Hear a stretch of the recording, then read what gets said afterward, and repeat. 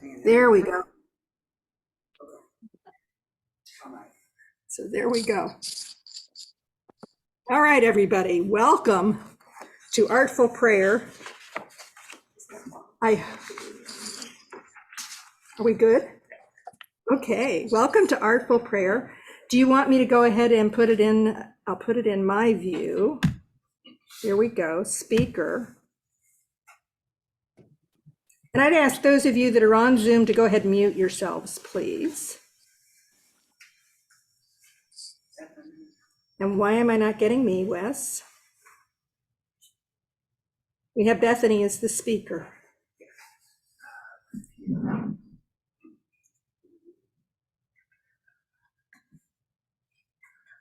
Not that I don't want her to be speaker, it's good. There we go, perfect. All right, now we're on and ready to go. So welcome to Artful Prayer. As you all know, we stopped having Artful Prayer for the summer. So we're back for the fall, and I'm really excited. I just want to let you know before we start that we do have some upcoming sessions planned for November and December. Reverend Donna Pappenhausen is going to do the one in November, and she's going to do one with collage. So between now and November, if you get magazines and things like that, you should hang on to them, and you can start cutting out pictures and words that you like between now and then. And then in December, we're going to have a guest artist. Yeah, we're not looking at everybody, Donna. We're not looking at everybody. We're just only looking at a partial group. I don't want to lose it.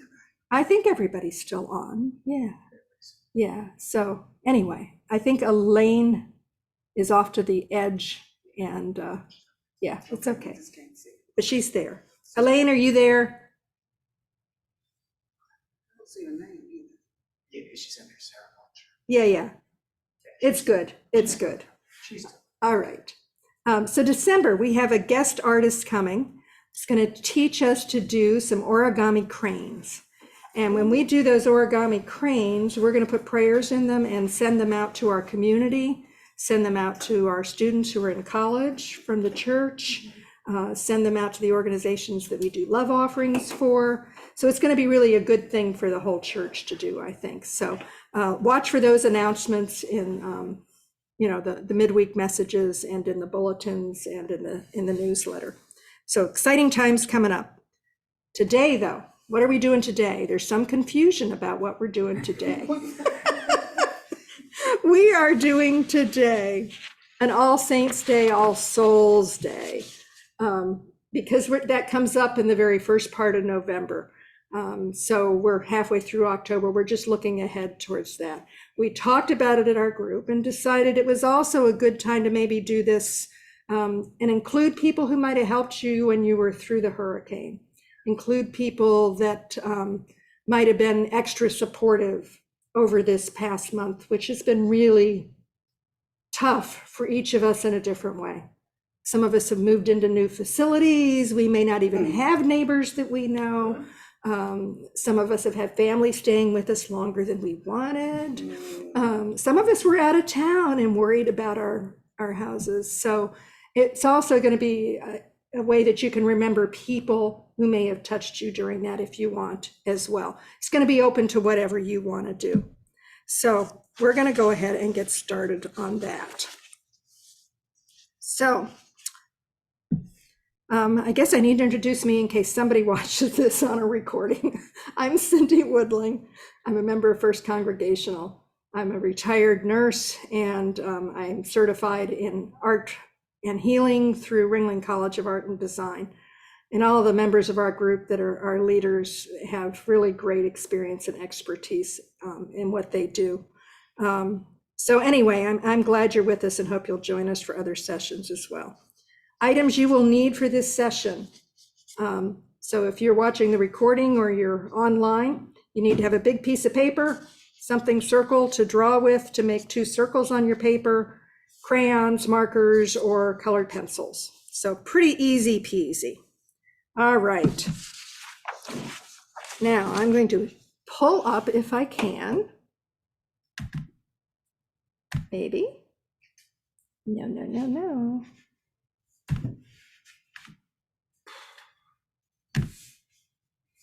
Trying to pull up a PowerPoint on mandolas because that's what we're going to do today. Do we have new people in the group up there that we don't know? We do. Bethany is visiting, and Elaine has been to a couple sessions. Elaine Kess, they're both new. So that's why am I not switching to this? There it is. Okay, Artful. there we go. All right. We did a mandorla back in February, but some of you may or may not have been here, and some of you may have never done mandorlas. So I'm going to go over what a mandorla is before we actually do the process again. Can we do a screen share on that? Sure, I wish we would. Folks online can see. I wish we would, because otherwise they're looking at me. They're looking at you, but that's okay. Oh, no.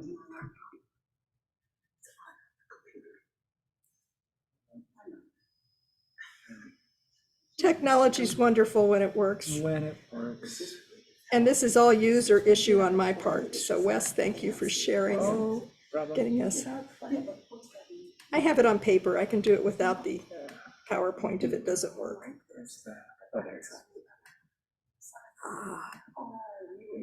The mouse is not working real well today. There we go.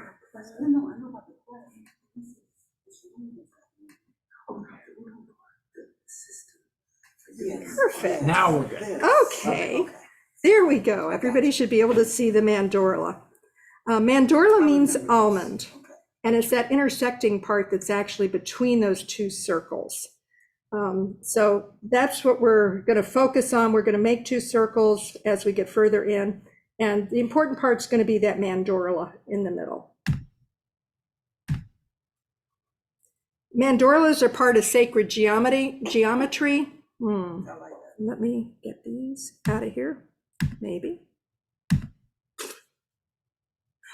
Well, I'll just tell you what it is. I'm not sure how we get that off, Wes. Oh, there you go. Hang on. All righty. Sacred geometry. It's also known as the Vesica Piscis. It was used in early Christian art. It often depicts the overlap of one side, which would be the divine, and the other side would be the worldly. And often it will put Christ in the middle, where the almond shape is between the divine and the worldly. So here's some examples of that. Often you can see the almond portion is really obvious, but the circles might not be. And I'm showing you this because if you go to churches or cathedrals and you see these shapes, maybe now you'll sort of know what they're meant to be. The outer circles are often implied. So in this one, it's really not very obvious, but there are two individuals on the outside of the almond shape in the middle. It's also in a lot of Christian architecture. No. So it's animals and people sometimes. Sometimes, yeah.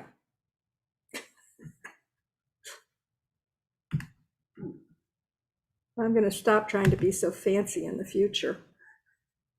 I will not. Okay. No. All right. Well, anyway, it's also in Christian architecture. Okay. Okay. All right. So you can see here Christ, and as you said, there are sometimes animals, other things that are in there as well. And interesting to me, the fish symbol is actually a mandorla. You know, many of us who did any kind of, sort of Christian, early Christian, they use the sign of the fish as a symbol of Christ. So to me, it's very interesting that we see that there. All right. So there can be more than one person inside too. See the second one over? It can be anything you want it to be. Yeah, often the Madonna Yeah, and the right baby. there. I could- The Madonna and child Okay. will often be in there together. And of course, this one's images. It's not even a person or words. So keep that in mind today as we do this. Huh. You might get images as your mind when we do the process, but you might have words. That's fine. It just doesn't really matter. When you do a mandorla in expressive arts, it might just be designs. It's often an abstract design. It's not necessarily what you saw in the Christian art.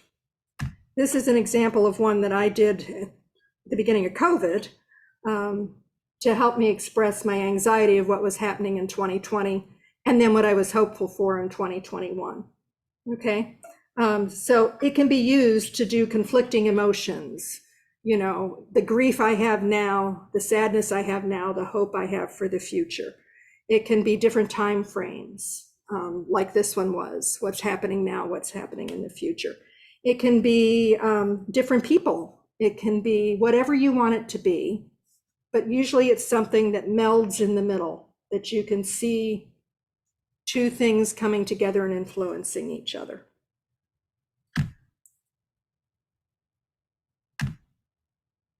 So here are some Bible quotes for All Saints, All Souls Day. We're going to do what I'm going to call a remembrance mandorla, and we're going to remember people who've been significant in our lives, either recently, people we might have lost, they might have died, or people who might be alive. It doesn't really matter. But I want you to sort of think about people who have been important to you in your life and that you want to honor. Now, All Saints Day and All Souls Day are not the same. They're two different purposes in the Catholic Church. And I looked all this up because I didn't know that. All Saints Day really is something that derives almost like from Hebrews, here saying we're surrounded by a great cloud of witnesses. It's the saints that have gone before us, built the church, built the community. So it's those saints, it honors those saints. Souls Day more honors the departed, our loved ones that we've lost. Is So it the same day? for no, both? one's November 1st and one's November 2nd. And they follow on Halloween, which is really not supposed to be part of that mix in a Christian theology, but it all sort of has run together. But we often will remember All Saints or All Souls Day. All saints can be either dead or alive. Am I understanding that? Or a saint is somebody who's helped you out and was, because you said you're a saint for doing that. I mean, that's a saying Yeah, and like that. I do think that in common talk in current times, that's what it's come to mean. Any saints who have been in your life. Originally, it was the saints that had died, like Joan of Arc. Yeah, originally it was the saints that had, and that's how the Catholic Church had looked at it. So when they celebrate All Saints Day, So specific Saints. sainthood people. Yes. As opposed to just good people. yes, yes. And Hebrews, of course, was before the Catholic Church, but it was those who had founded the Jewish faith and built the Jewish community up. So anyway, Okay, but All Souls Day are the dead and departed. right, yes. Okay. And generally people you have known. It's a time to memorialize or honor people in your life. So this could be either. You know, there are people that have influenced us we may never have met. I never had the honor to meet Martin Luther King Jr., but he certainly influenced my life. So when we're talking about doing this mandorla of remembrance, I just want you to think outside the box a little bit. Those significant people, even if you actually know them in person, that might have influenced your life. But all departed. Not doesn't have to be, okay? In this particular All Saints, All Souls Days, they're departed, but I don't want you to get hung up on that right now. I want you to use this as a memory of people who have influenced your life. Some of whom, many of whom in my life, have departed already, but some have not. Because thinking of the hurricane, those people obviously have not departed. They have not. They are still present. Yes. And supportive and caring. Which is why I then put in Thessalonians in here. Encourage one another and build one another up. We're in sort of unprecedented times with COVID and just following on the hurricane. And it just seemed to me a little restrictive to not let you include people who this week, last week, might have been important to you and in your lives. So this is going to be way open. But you'll see as we get into this. Let me make sure I get on the right slide here. We're going to create a mandorla of remembrance. So remember I said it was 2 circles. I'll show you an image in just a minute. One of those circles is going to be the people that are others. So when I say you, I would say that circle is going to have people like my mom. She was a you to me, okay, if you get it. So as I'm making this circle, you, people who have influenced my life and that I want to remember in this mandorla. They've influenced my life. They might have changed the individual person I was, okay? So that's gonna be, don't draw your circles yet, because I'm gonna show you how to do them, but that's what the left side's gonna be. It's gonna be those people that had influenced you. The right side is gonna be me. Who am I without those people? What is my basic core self? So me, I'm an introvert. You are. Me, I would want to hide. you just talk. No, I am an introvert, and I would want to sit in my room with a bunch of books and hide or do puzzles. So that's the inner core me. But that is not who I am out in the world, because other people have influenced me. Other people have been important to me and made me realize that I can't be me just by myself. And that's where we're going to come into the mandorla in the middle, the almond shape. That's going to be the we. That's going to be, what am I with the influence of those people? Or maybe just the merging of us.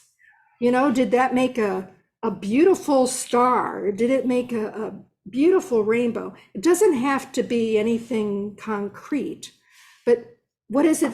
What is that almond shape in the middle that merges the yous in your life and the me's? Is that making sense to everybody? So the 2 circles, one circle is gonna be the you and one other circle is gonna be the me Yes, so The here it is. overlap and the overlap. is the Here we. you are. So here, I put it up on the screen. How about that, a visual? Thank you for asking that question. You are most welcome.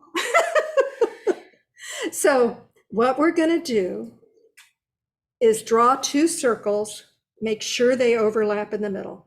And don't worry if they're centered on the page. It just doesn't matter. Okay, this is for you to do exploration with your soul. This is not to create art we're going to show anybody else. See, So- Leslie was in school starting before anybody started. But visuals up. But did I hear you say that the left side is the left side the shadow side in a way?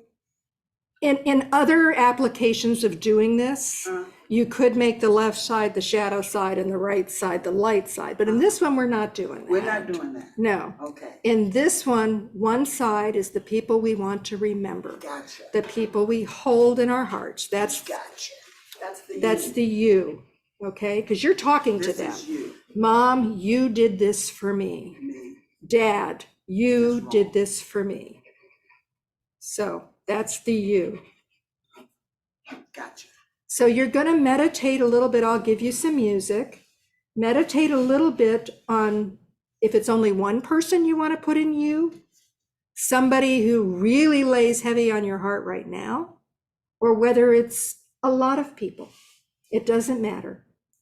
And you're going to come up with images in your mind or words, colors. It doesn't even need to be separate images. You can just do designs if you want to. A tapestry. Some of you work with fabric. It could be a tapestry of people with different colors. But you're going to focus while you're working on the you part of it, on those people who have been important in your lives. Then you'll come focus on the me part. What would I be without them? And then the we part. What are we together? Okay? Everybody in the room sort of understand? Sort of, kind of? All right. I can lead us in a little prayer before we start, and then I will put some music on. And when I put the music on, I'll stop the recording. So Dear God, we are so grateful you support us through whatever the world brings at us. We are grateful that you are always there. We are also grateful for the people you have placed in our lives, whether they're people we actually met or people who influenced us in other ways. We are just so grateful you've put those supportive people with us to help us become the person we are today, to help us grow, to help us on our journeys in life. And we just pray that in this art today, it will be a way we can remember them and remember how the melding of the people we know and our inner selves becomes a beautiful being in your eyes. Amen. Amen. Amen. All right.